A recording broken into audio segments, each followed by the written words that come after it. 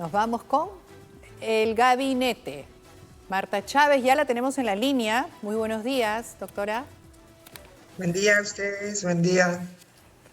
Buenos días, congresista Chávez. Primeras reacciones a la designación, a la juramentación del gabinete que ahora tendrá que ir a buscar el voto de investidura. ¿Cuál es su interpretación de lo que ha ocurrido? Sí, bueno, como siempre, Pedro, María Teresa, hay que esperar qué es lo que ellos exponen, qué es lo que el presidente del Consejo de Ministros expone, y luego él con los ministros que lo acompañan debate en relación a ese plan de políticas generales de su gobierno. Eso es lo que señala el artículo 130 de la Constitución y no se puede adelantar, creo yo, ninguna apreciación sobre el voto de confianza hasta que no se escuche la exposición de esa política general de gobierno y se pueda absolver las inquietudes que sobre esa política general puedan plantear los congresistas de las distintas bancadas, ¿no? Doctora, pero usted votó en contra, entonces calculamos que usted ha tenido sus reservas que pueden mantenerse o de repente ya han sido subsanadas con este nuevo gabinete, pero también se trata de personas, ¿no? Es lo que dicen y también de las personas, ¿no? Lo que pasa, no tengo ninguna reserva, no voy con ningún prejuicio, María Teresa. Sí tengo información de la persona. Por ejemplo, el señor Martos, sé que está en una investigación por un tema de recursos o mala utilización de recursos cuando él tuvo a cargo un cargo interno en el ejército. Pero esa es una investigación y yo creo en la presunción de inocencia.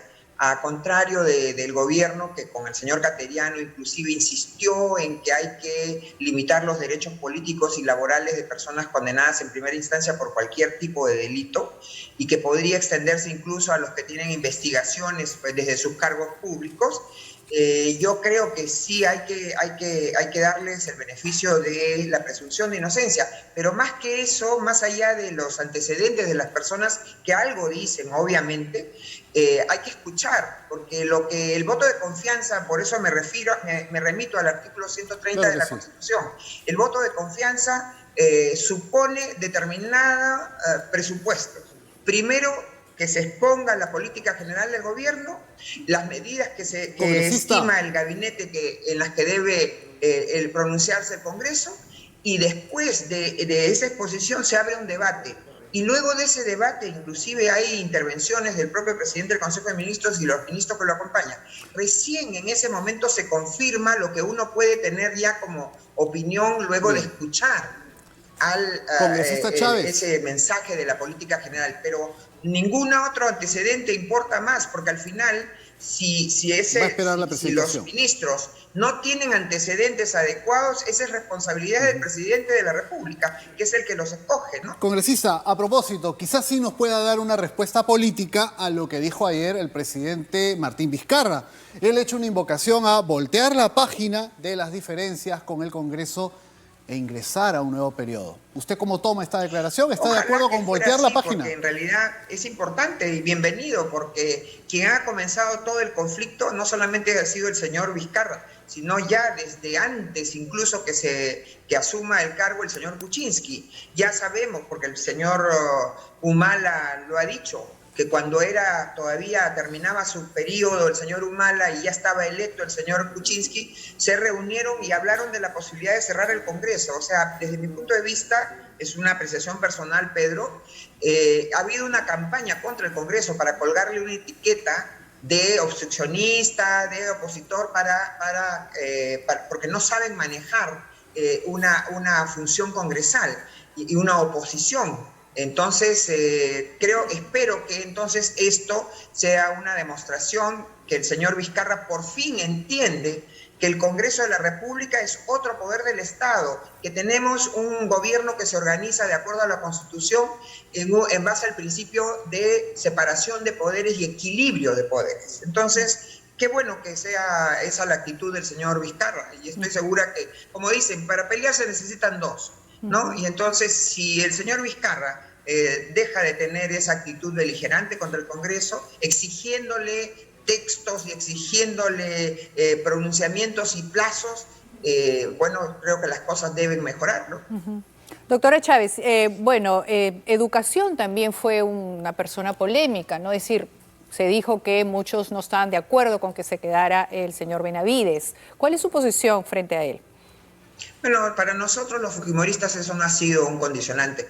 No descarto que haya sido para otras personas, ¿no? Pero lo cierto es que el ministro de Educación, el señor Benavides, que es mantenido en este gabinete, tiene ya una interpelación aprobada y que debe darse curso en los próximos días. Ahora, a mí no me parece un desafío, por ejemplo, que lo hayan mantenido. Mejor, para que pueda responder él las preguntas que ya conoce y que de materia de interpelación. Entonces, no veo yo mal en lo personal que el señor Benavides repita, se mantenga en el cargo, para que pueda responder los cuestionamientos, esta vez en relación a licenciamiento indebido de 2 universidades, ¿no? Cuando él era superintendente de la SUNEDU, y que es nombrado por el ministro, y cosa que tampoco no mejoró cuando él ha sido ya ministro. Ahora, está ajeno y probablemente hay una nueva interpelación, no lo sé, en relación a la fracasada compra del 1.000.000 de tablets que ha hecho que tengamos casi la finalización del año escolar en ciernes y no hayan tenido los estudiantes la posibilidad de un instrumento que les permita la educación a remota, a distancia. Congresista, ¿y qué le parece el ingreso de Rosario Zacieta como ministra de la Mujer, como flamante ingreso a este gabinete? ¿Cómo lo toma? Bueno, me parece una persona con mucha capacidad, es una persona que tiene experiencia. Yo tengo muy buen trato con ella, quizás tenga un prejuicio por ello, pero además, aunque esto no le haga favor a ella, pero era urgente cambiar a la señora Montenegro, que una ineficiencia total, ¿no? Digamos, de las cosas que usted hizo, que usted votara en contra, fue, de repente, resúmamelas rapidito, 2, 3 cosas que ya no deberían estar presentes en esta presentación de este nuevo gabinete, deberían erradicarse o deberían cambiarse, ¿no? En todo caso. Sí, es verdad. Siempre todo se puede mejorar, María Teresa. Todo se puede mejorar. ¿Cuáles son esas cosas entonces que habría que mejorar o que usted esperaría? No escucho muy bien, parece que se está colando algunas conversaciones. A ver, de repente tú intenta, porque de repente es mi micro. A ver, intenta tú. De repente. Sí, a veces pasa. A ver, la cosa era yo preguntarle qué cosas usted, digamos, no le parecieron en la presentación del señor Cateriano, qué esperaría en esta nueva presentación, qué cosas habría que mejorar para que ya la cosa fluya, pues, ¿no? Sí, fundamental, María Teresa, y gracias por su pregunta, porque nos permite enfocarnos en lo que significa ir a presentarse al Congreso para recibir el voto de confianza. El tema fundamental es las políticas generales del gobierno, de esta gestión. Yo lo que espero que cambie es lo que no sucedió con el señor Cateriano, que el señor Cateriano se presentó, creo que siguiendo la línea que marcó el 28 de julio el señor Vizcarra, con un programa a mediano y hasta a largo plazo, ¿no? De obras monumentales que sí son necesarias, por supuesto, pero que no armonizan con la situación de emergencia que estamos viviendo y con el horizonte que le queda a este gobierno. A este gobierno le quedan un año, menos de un año ya, y entonces no puede estarnos planteando obras monumentales que recién van a madurar en 5 o 10 años. Estamos ahora en una emergencia donde la gente muere diariamente. Acabo de leer la noticia de que en Puno, por ejemplo, el hospital Núñez Butrón ya está en caos. No, todo el personal ha renunciado, no tienen ni director, ni subdirector, ni enfermeras. Y mientras la gente va y toca la puerta de un local que no atiende. Eso es lo que esperamos, medidas de emergencia para esta coyuntura. Y tienen que ver también con medidas de emergencia para que la gente no siga perdiendo su trabajo, para que la gente no muera de hambre, para que el friaje, la gente que está sufriendo ahora por el friaje, tenga una respuesta del Estado, que esa es la labor del Estado, pero que no nos vengan a hablar pues de la tercera o cuarta etapa de Chavimochi, que el cuarto o el quinto tramo del metro de Lima, por favor. Precisamente por lo que acaba usted de señalar, ayer el primer ministro Martos ha sido muy enfático, ha dicho que no va a plantear programas de mediano y largo plazo, sino acciones inmediatas. Quiere Qué decir bueno. que hay una alta probabilidad de que Marta Chávez sí vote a favor de la confianza por este gabinete. Si es así, Pedro, sin duda, porque lo que determinó mi voto en contra, y que ya lo tuve decidido apenas terminó la exposición del señor Cateriano, y luego del debate que tuvimos internamente en la bancada desde la 1:30 hasta las 3:30 de la tarde del lunes, y que luego ya confirmé en la madrugada del martes, es eso, ¿no? Que el mensaje del señor Cateriano no era el mensaje adecuado a esta etapa. Eso primó más allá de los pendientes que yo sé que el señor Cateriano tiene, y que desde el primer momento, pucha, me hicieron a mí decir, no es la persona más adecuada para esta etapa, ¿no? Entonces, pero voy a escucharlo. Y cuando lo escucho, veo que tiene un programa totalmente irrealista respecto a la situación de emergencia. Si el ministro recién designado en la presidencia del Consejo de Ministros ya enfocó bien las cosas, no puedo adelantar porque no conozco el texto de su presentación, pero si ese es el talante, si nos va a presentar un programa realista de estos 12 meses, yo no tengo ninguna objeción ni tendría ninguna observación para no darle el voto de confianza en mi voto personal, ¿no? Finalmente, otro que también fue muy cuestionado fue el ministro de Trabajo por su juventud, por su falta de experiencia, bueno, ya ha sido cambiado. ¿Qué opina usted de este señor y de este cambio finalmente, no?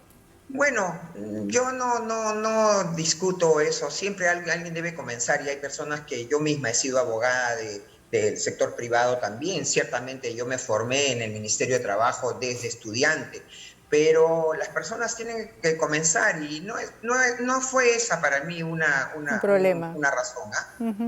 Pero sí no me gustó cuando lo escuché el día de la presentación, ¿no?